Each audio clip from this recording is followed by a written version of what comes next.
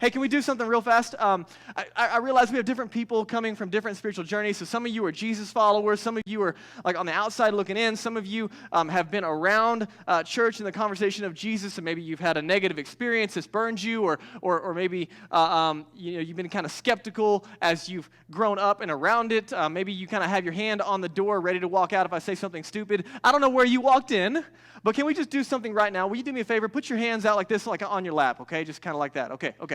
Feel good? Yeah. This is just a posture of humility, okay? Can we just take a moment right now with our hands open and listen, even if you're not even sure what you believe about God, would you just take a moment, close your eyes with me? Someone's going to come around to steal your wallets. I'm just kidding. Open up your hands and just in the silence of your own heart and mind, would you just say, God, would you speak to me? Just right now, in the privacy of your moment. All right, look back up. That was a little weird. Okay, you guys feel good? Great. I'm so glad you guys are here. I don't know about you, but I want us to show up expectant that God really could help us leave in a different and changed way than we showed up. And so, I hope that not only it's true for me in my heart, but it can be true for you as well. So we've been in this conversation, this series called that He Would Love First. And we've been talking about the life of a Jesus follower. We've been answering the question, what would Jesus do? And we believe the answer is that He would love first. And so there's these really cool swag bracelets out there on our next table. We would love for you to grab one of those as a reminder not only of His love for you, but how He would like to love in and through you and the world around you. And so we've been having this conversation, and listen, it's been incredible for me. Really cool stories happening of how God is using it. You can go back online and catch the conversation because there's been a lot of foundational work that we've been doing. And so today, we're kind of shifting the conversation into some really practical handles over the next 4 weeks. And so we've been building a lot of foundation, and now it's like, hey, can we put it as close into your hands as possible? Like, if you leave here and you don't have something helpful that you can do like tonight or tomorrow morning, then either I failed or you just failed to pick it up. Does that make sense? Okay? So hopefully it's that tangible and helpful. And one of the conversations we've been having is that the life of a Jesus follower, I don't know what you've heard, I don't know what you've been exposed to, what you've seen, what you've heard from others, but the life of a Jesus follower we've seen consistently is all about relationships. It's not about your church attendance, how much stuff you know about God, even if you will, how good of a person, a moral activity you have on the outside. It's all about relationships, and everything that God wants to do in and through you and I stems out of a relationship first with God, and then it overflows into my relationship with other followers of Jesus, and it overflows into the world around me of people who don't yet have a relationship with God. Now, here's the question that I've been wrestling with all week, and I hope that I can invite you into it. And it's kind of like, what's the goal? What's the target that we're kind of after? How many of you guys are familiar with Matthew Emmons? Anybody know that name? 2004 Olympic competition. Matthew Emmons was in the long rifle competition for the 50-meter three-position shooting contest, okay? And so that might not mean anything to you. Basically, he had a gun and he had to shoot a target, okay? You guys with me? Okay, so Matthew Emmons is out there, and he is so far ahead of the competition that on the last round, all he has to do, listen, this is crazy, all he has to do is hit the target. He doesn't even have to, get anywhere close to the center. He has to hit the target, and he's going to walk away with the gold medal. He's that far ahead in the 2004 Olympics. Pulls up his gun, takes aim, fires, bam, puts it down, ready to pat his chest and walk away, and the scoreboard shows a big fat 0. And everybody's like, what? And they're just, he is so, no one even has stood a chance. He's just above everyone else. It's amazing, and they're so confused. Judges get around. They're trying to figure out what happened, and sure enough, they zoom in on the target, and there's nothing in his target. Like, how is that even possible? This guy's been crushing it the whole time. They do a few more checks, and he shot the target next to his. In the rush, in the moment, because of everything going on, he got kind of caught up in that moment, kind of feeling like he was good, pulled the gun, looked at the target, and ended up shooting the wrong one. It didn't just rob him of his gold medal, it knocked him completely out of placing in the 2004 Olympics. You talk about a bad day. Now, I don't know what your week has been like, but I bet that moment was super, super rough. Here's the reason I say that. Today's conversation is around the right target. Now listen, I don't know where you are, but I believe God has a purpose and a plan for every one of you that walked in the room. And one of the questions that I think we want to ask ourselves is, are we aiming at the right target? And are we hitting the right target over and over again consistently? And I realize like life and seasons, they all change, right? But do we have a consistent target that we're hitting? Because genuinely, I think, man, if we're not on the right target, it's very possible that you and I are going to end up a year, 2 years, 10 years, or at the end of our life and realize that, man, we've been hitting the wrong thing the whole time. And we're going to be somewhere we never intended to be. And so we'll be having this conversation about the value of relationships that Jesus not only demonstrated, but then invites us into and teaches us. And I think at this point, maybe if you've been here for a little bit, that you might begin to agree, like, man, I get it. All right, yeah, Drake, it's great. Like, relationship with God is super important. Relationship with other people, that's valuable, and we grow through that, and then we're loving the world. I get it. I agree with that truth. But have you ever noticed, like, how you can agree with the truth and not implement it? Anybody in the room? You ever known that going to the gym would be really good for you? Right? Or you ever known that extra Krispy Kreme would maybe not be the best, and the extra one after that is definitely not the best, and then that midnight one was just a poor decision? You know what I'm talking about, right? How ironic is it that you and I can recognize the truth? I mean, we do this all the time, right? You know that. We can acknowledge a truth and then fail to implement it. And so I think some of us, listen, here's what I've noticed has been happening, is we're like, talk about the value of God time and what God can do in and through our lives and how amazing that is, that he wants a personal relationship with you and I, and it changes every day and every hour and every interaction, and like, yeah, we can agree cognitively on that. And then, listen, I'm with you. We'll show up to a city group. City groups are where we share life together. We say that circles and rows are different. Right now it's valuable. This is a great time. I believe God's going to show up and speak to us, but there's something different that happens when you're in a circle, when you're looking face to face and sharing life with 8 to 10 people. And so you come to city group, and we've been, yeah, my relationship with God is important, but then what happens when you show up to city group? I got busy, I didn't really have time to spend time with God this week, but I turned on the radio and I listened to a worship song, and I prayed when that person pulled out in front of me instead of cussing at them, so that was a benefit, like we did that one. And we show up to city group, and we have the reality that we know that spending time with God would have been valuable for us, but yet we still show up not having done it. Or at least not like we would want to, if you will. So the question that we're having and wrestling through today is what does it look like to develop these relationships? And what's the benefit for you and I? And what I love about the conversation we're having today is that if you're not a follower of Jesus, that this conversation is super helpful because it moves God from this distant idea out there to a personal, relational, engaging, daily God. And Jesus would call him Father. Someone who cares about everything that you care about, no matter what you walked in with, no matter how your week looked or how it will look, and the weight that you're carrying. It moves him from out there to right in front of you and me. And even if you're not a follower of Jesus, today's conversation, I hope will do two things. It's going to clarify what Jesus invites us into when it comes to this relationship and all of these relationships, really.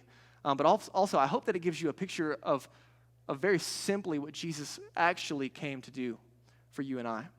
And it kind of removes some of the religious baggage that gets attached unintentionally at times for you and I. And so here's the question for you and me.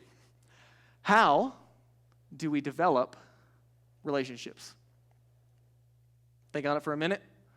$50,000 question. In bonus miles no, I was trying to think if I could give something away for you. I don't have anything for you, sorry. The 4-letter word on how you develop any relationship is time. You know it. Any relationship that's significant to you, you invest time.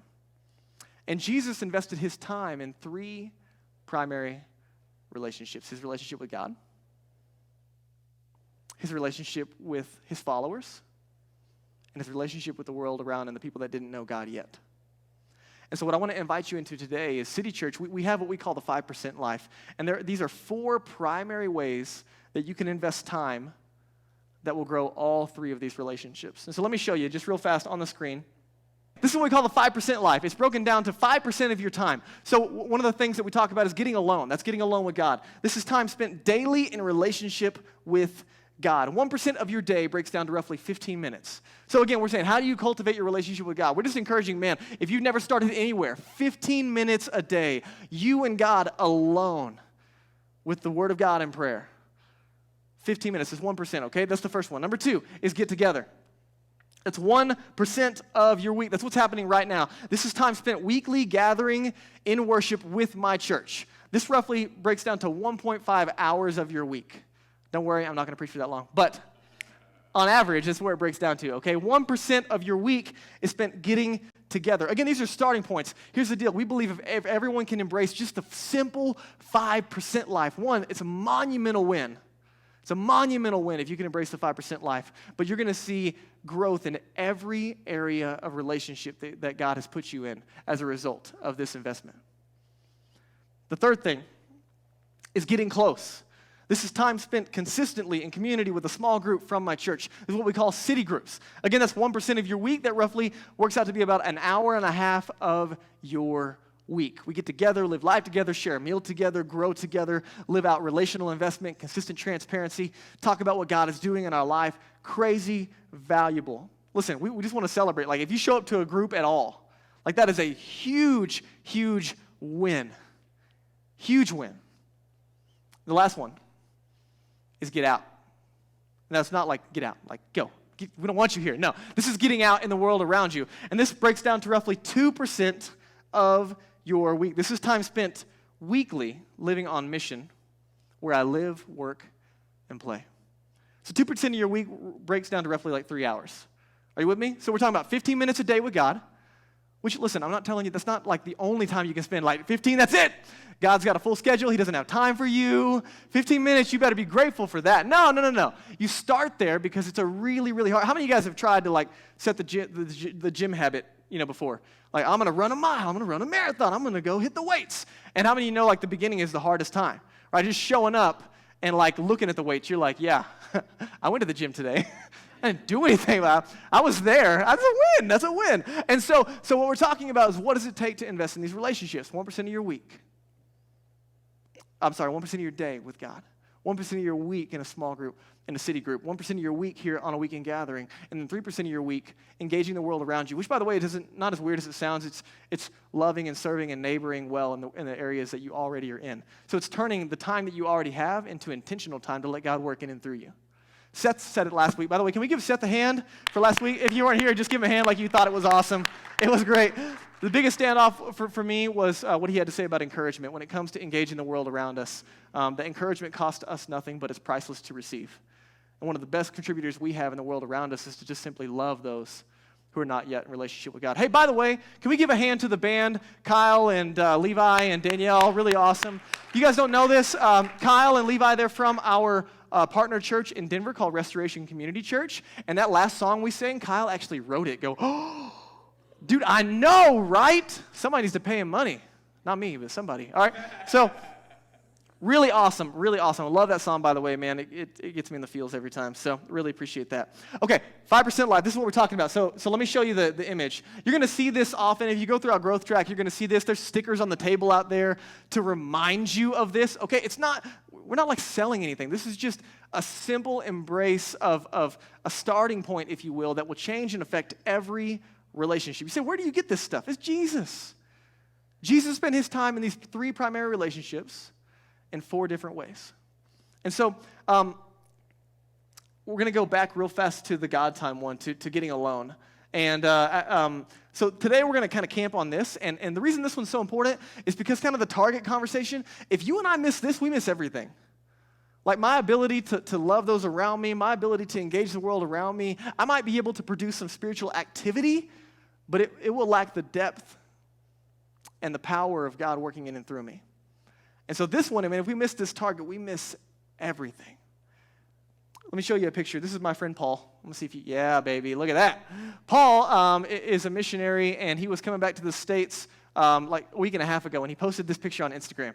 And he said, no worries, but these masks don't exactly have like beard-proof seals. And so I saw him in Florida last week or 2 weeks ago, and I asked him, I'm like, dude, like, what happened? That actually happened? Did they drop? And he's like, yeah, man, our plane lost cabin pressure, and it was crazy, and people were freaking out, and the guy next to me was saying they were going to die, and there's a lot going on. And so, you know what he did? Exactly what they tell you to do. What do they tell you to do?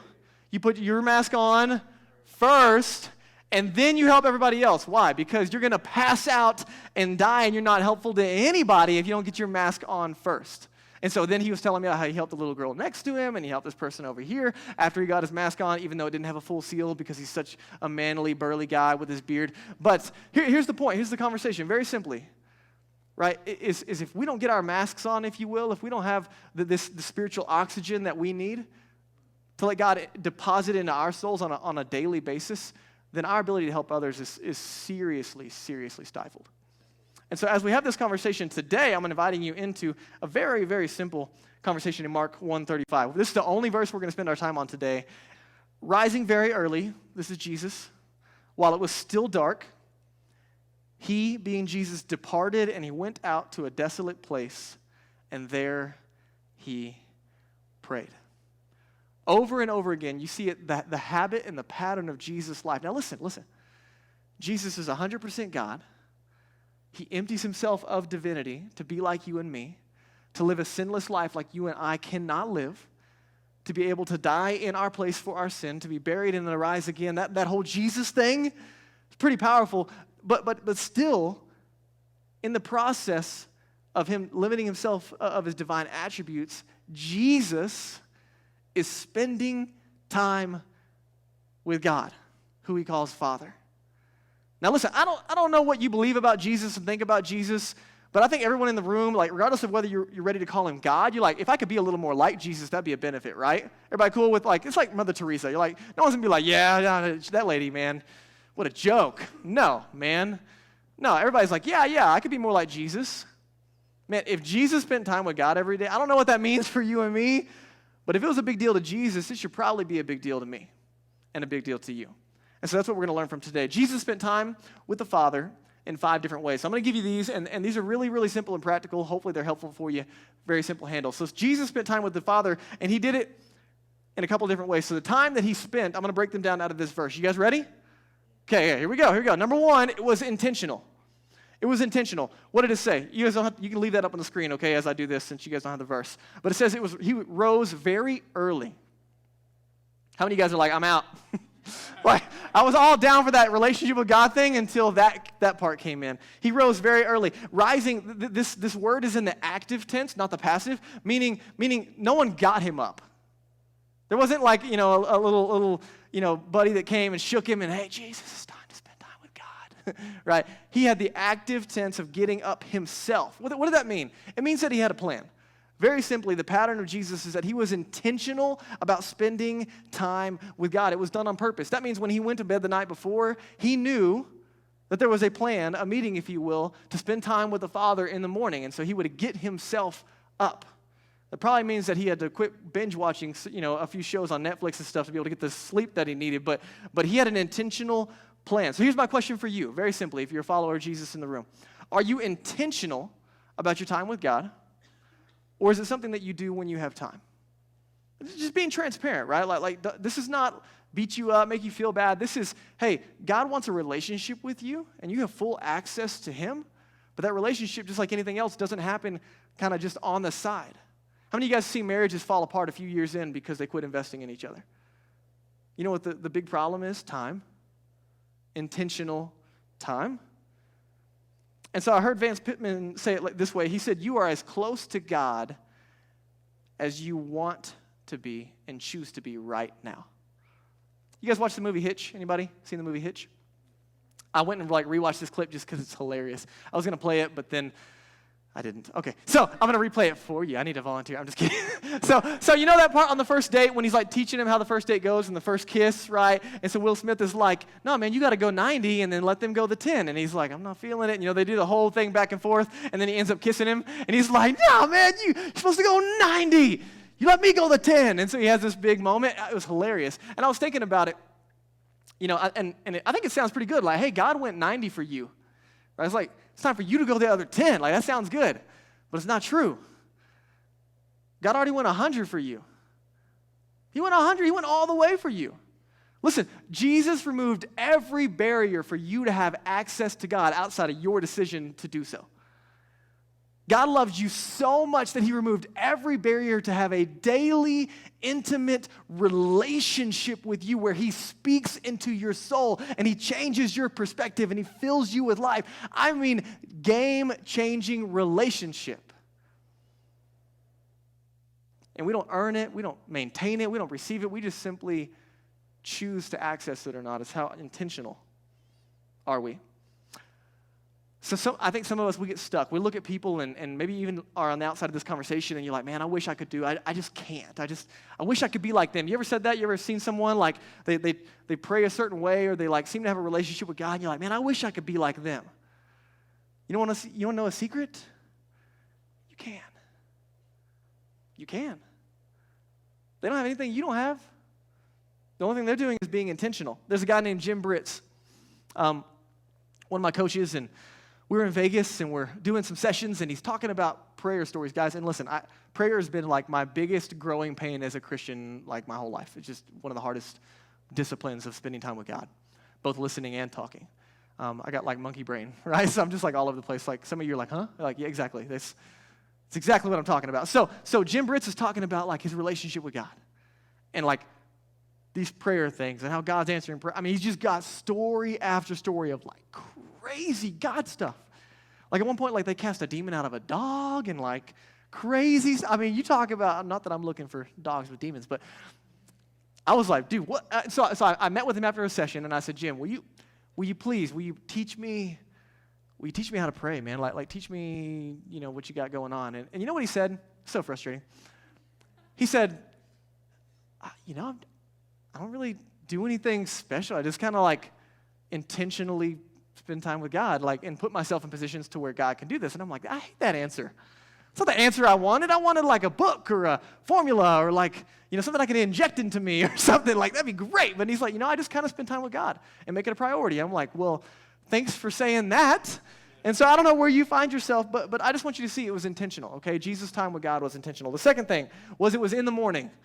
It was in the morning, right? What did he do? He rose early. It was intentional, and it was early. Now listen, I'm not saying that the only time you can spend with God is in the morning. And I don't think that that's the principle we see here. We see Jesus doing it, but I don't think that that's the only time you can spend time with God. Otherwise, he's not listening, right? He's on like, a different time zone, and he's asleep at night when you're talking to him. No, I think he's available all the time. But here's what I think the principle we get from Jesus spending time with God is that I need to make sure that I'm giving God priority time, not my leftovers. Does this make sense?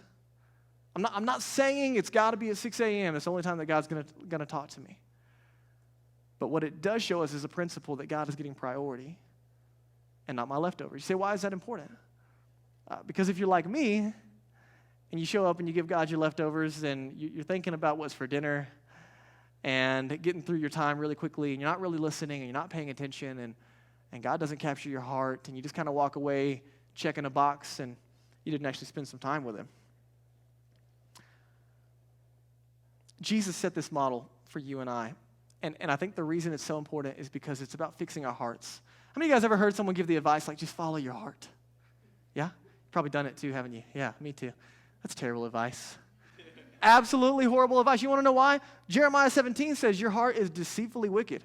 Come on, we all followed your hearts at some point, and it just burned us. My heart lies to me all the time. You know what happens when I give God priority time in my life, regardless of where it lands in my day?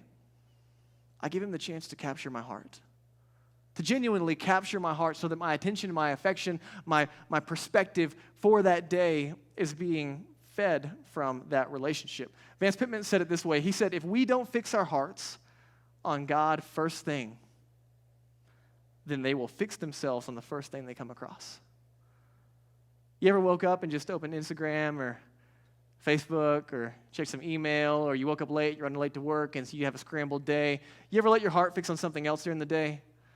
And then like your whole day is off. Like I don't know what it is for you. I was meeting with some leaders this morning, and I asked them how their God time was going and why it was so important. And you know what the consistent theme is over and over again? Man, I'm just better when I spend time with God. I'm just more like Jesus when I spend time with God. I'm sweeter, I'm nicer, I'm more thoughtful. I'm less like me and more like Jesus. That's a win over and over again. I'm just better when I spend time with God. Can I be transparent with you? Listen, my spiritual life, my emotional life, my physical life, my mental life, all of those health arenas, they rise and fall with my relationship with God. And all you got to do is ask Danielle. You ask my wife. And she could tell the times when I spent time with Jesus and he captured my heart, and times when I didn't have time or I didn't get there or I was too busy and I ran through it. She'll tell you. I'm different when I don't spend time with God, and it's not in a good way, by the way. Can I be honest? If you knew about all the stuff that I struggle with, if you knew about all the stuff that tries to distract my mind and my heart, you'd never listen to another word I have to say, right? And if you're honest with yourself, right, we all know we have that stuff going on inside of us. And so what Jesus wants to do is capture our heart. And can I be honest? The days that I let God capture my heart, it changes everything. It changes everything. It really, really does. And you're like, yeah, this is so true. Yeah, of course it is. And it's so hard. Why? Because of this one right here. Because Jesus did it without distraction. Without distraction. So he did it intentionally. It was in the morning, or priority, if you will, and it was without distraction. Come on, guys. I don't have my phone on me, but dude, that phone is so distracting, even when I don't want it to be. Can I be honest? There's sometimes I just don't want to spend time with God. Is that okay? Can we say that out loud? All right, so there's times when I'm like looking for reasons not to spend with God, right? I'm like trying to distract myself and be busy. There's other times when I didn't even plan on being distracted and I'm distracted. And I get a text message or something happens to where, I kind of chase a rabbit over here and all of a sudden my God time is blown up with distractions. And so what did Jesus do? He got up very early and he departed. Departed from where? From everything. It says he went to an isolated place. Why? The home at that time was the central of all activity. How many of you guys have kids? Anybody got kids or had kids before? Little kids, right? How many of you know as soon as kids are awake, your God time is out the window, right? Listen, Danielle and I, man, we got little kids, and if they're up, there's no God time. There's no God time. Or you just got a chatty roommate. Anybody? Like as soon as they're up, they're all up in your business. A few hand raisers. That's hilarious. Okay, so Henry Blackaby said that the most harmful enemy to devotion is distraction. It's distraction. So can I just ask you a simple question? What is it that distracts you? Your phone, the news, morning news on the TV. I don't know what you guys do anymore, but whatever it is. Social media. I mean, there's a bunch of different capacities here. And even, I don't know about you, but I found like when I'm trying to spend time with God, even at night, like, I'd rather just, watch Netflix or something. So there's, like, distraction on both sides in the morning and in the evening. And so just think about it. What is it that comes into your arena that's distracting for you? I started prayer walking recently. Actually, Ron Johnson, the pastor of Restoration, our partner church I was just talking about, I heard him talking about how he would, like, go out on this trail in the middle of wherever and prayer walk and talk to God. It was like just moving his body and staying focused as he talked to God. So I'm like, dude, I'm going to do that. It's going to be great. And so I started like walking around the lake over by my house, and it was actually pretty cool until like someone would text me and my pocket would buzz, and all of a sudden I got distracted and this and that. And so I'd have these moments of distraction. So then I learned, hey, I'm going to put my phone on like do not disturb. And it actually works. And like I actually had like for real time with God where I'm walking and praying, and because my body's busy, my mind is focused, and I like put on a song that I can kind of like listen to but ignore, you know what I'm talking about? Right? I'm not like listening to new music. I'm trying to spend time with God, and so I have this rhythm. It's pretty cool, and then it snows. And I'm like, walking outside is not as fun as it was when it was warm outside. And so you know what I started doing? I went to the gym, and I started prayer walking on the treadmill. Dude, I'm not even joking. Like I found a treadmill like out a window, and I can like do it, and I'm just walking, and I got my little journal. It's hard to write and all that stuff, but I'm doing the treadmill thing, and I was doing good until the guy next to me started dancing on the treadmill, and then I was a little distracted, and I'm like, yeah. But, I was just trying to I got my headphones in, and I'm trying to put myself in a place of no distraction. Listen, I don't know what that is for you. Maybe you got a chair in your house, or maybe it's a time that you can be alone, or it's locking yourself in your closet, or locking yourself in the bathroom. Can I be honest? Me and my brother were having a conversation about this whole God time thing and how it's a struggle. And I knew how long he spent in the bathroom doing things, you know what I'm talking about? Okay, number 2. And so I bought him a brown paper journal, and I called it a poop journal. You can laugh, but you're not going to forget this. A poop journal. And I said, listen, you got at least 15 minutes in there. God's not offended. Spend time with him. You're not going anywhere. That's a good idea. That's some good advice for some of you. Okay, all right, let's keep going. The next thing, what did Jesus do? He spent time with God alone. Very, very simply, he would go to this isolated place, and he was alone. Now listen, This time is valuable right now. This is not God time. This is not getting alone. Your city group, super valuable, but it's not God time. And even on Sundays, I don't know how your weekend rolls and how your God time's been going, but if we're invited into a daily relationship with God, then sometimes I think, we like, Sundays are extra credit. Like, I can show up and someone can spend time with God for me, right? And I can just kind of get that deposited. No, man. Like, God wants a relationship with you every day. And so for some of you, like, the best thing you can do is spend time with God in the morning before you come and gather with us on the weekends so you can show up full of Jesus and invest in others. Can I be honest? When I spend time with God, I show up full of Jesus instead of full of myself, and that's a lot better. It's a lot better for everyone around me when I show up full of Jesus instead of full of myself. The last thing that we see Jesus do is he was consistent. He was consistent. Again, that idea of rising, it had a prefix that implies repetition. Over and over again, we see Jesus do this all the time. So let me ask just a very, very simple question. How many of you understand that one good workout doesn't change much? Right? You ever got motivated and you went in and you slammed it hard and you got that next day sore, but like your body didn't change? You're like, I thought my biceps would be bigger by now. I really wanted an 8-pack, but it didn't quite happen. All right, one good workout doesn't typically do it. One good salad, right? You got that one meal, you're like, bam, I ate so healthy yesterday for lunch, minus everything else, but lunch, it was great. Or how many of you guys know, like, you in a relationship and one good date a year?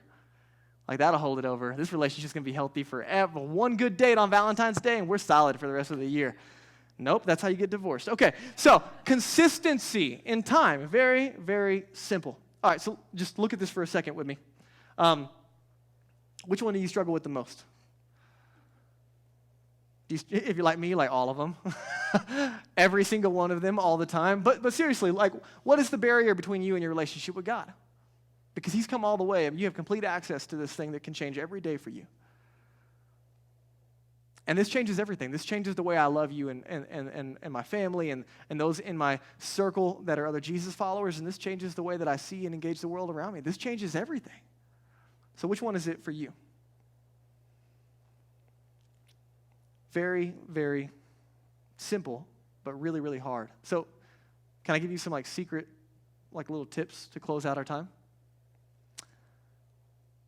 A couple of tips. First of all, is establishing the right goal. I told you about Matthew Emmons, right, and shooting the wrong target. So having the right target, you say, what's the point of spending time with God? And some of us, guys, our hearts get stuck here because we read this and we're like, yeah, I'm going to do it. I'm going to spend some time with God. And you go to a city group and we read 5 chapters a week, and so you got to get through a chapter, or you got a plan, or you got these different things, and you're trying to do them, and you get through them, and you cognitively engage, but your heart didn't ever show up. You ever been there? If we don't have the right target in this thing, we miss it. And the target, very simply, is to know God by spending time with him. He's relational. And when we read the Bible and when we pray and we prayer walk and we do whatever rhythm you need, the goal is to know God by spending time with God. There's no secret sauce. There's not a special class you got to take or a license that you have to get to qualify into this relationship. Our relationship with Jesus changes everything. It gives us access to this. I'm going to invite the band to come, and as they come, I want you to think through very simple, practical steps. And this is just, as simple as it can get. What's your plan for a God time? Intentional in the morning without distractions. Everything that we're doing right here, what's your plan? Let's just say for tomorrow, when are you going to do it? Where are you going to be?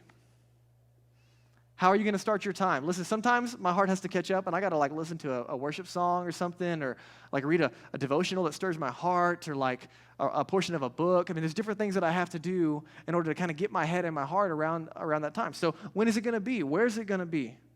How are you going to start? What distractions do you already know you have that you have to eliminate? And then what are you reading? The cool thing is a city group, we have a reading plan we do. So right now we're in the book of Luke. And so we kind of help you fill in the gaps there. And lastly, who do you need to tell?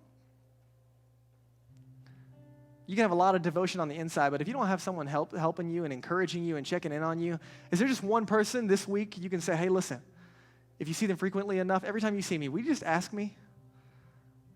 Just ask me, how's my God time this week? What's God doing in my life? Just ask that one person. Or if you're not going to see them frequently enough, say, hey, will you text me every day? this week and just ask, how's it going? And let our hearts catch up to what our minds already know. Let me give you this analogy, and then we're gonna sing some songs. I heard a story earlier this week of a family in a multi-story house, and their house caught on fire. Big family, and everyone gets woken up in the middle of the night, and they run outside and they escape the flames. And they're watching their house burn, and as they take a head count, they realize that one of their kids is missing. And in the process of the house catching on fire, smoke filling the rooms and the flames getting bigger, one of their sons is only able to run up away from the flames, and so he ends up on the roof. And as he's on the roof and the house is burning and the fire department's not there yet, he starts screaming for help, and he hears his dad on the other side. He's too high up, and there's flames everywhere, and he can't see anything. And his dad says, "Hey, son, I'm right here. You're going to have to jump to me." And the son, he's young, and he tries to go to the edge to see, but the flames are too big, and they're too hot, and the smoke's too much, and he starts to cry, and he says, "Dad, I can't see you. And I'm scared." And the father says, "Listen, it's okay, because I can see you. That's all that you need." And so his son takes a step of faith, and he jumps. And he's safe the whole time because his father could see him the whole time. And some of you, the reason the God time is so hard is because you're standing there and you're looking at this thing and you're like, "God, where are you in this?" And you've been looking on the outside like, "Man, I just don't see it. And I don't see him." And I need you to know, listen, he sees you. He sees you. And he loves you. And he's made every way possible for you to get to him. For some of you, what that means is for the first time, you're going to say yes to Jesus today.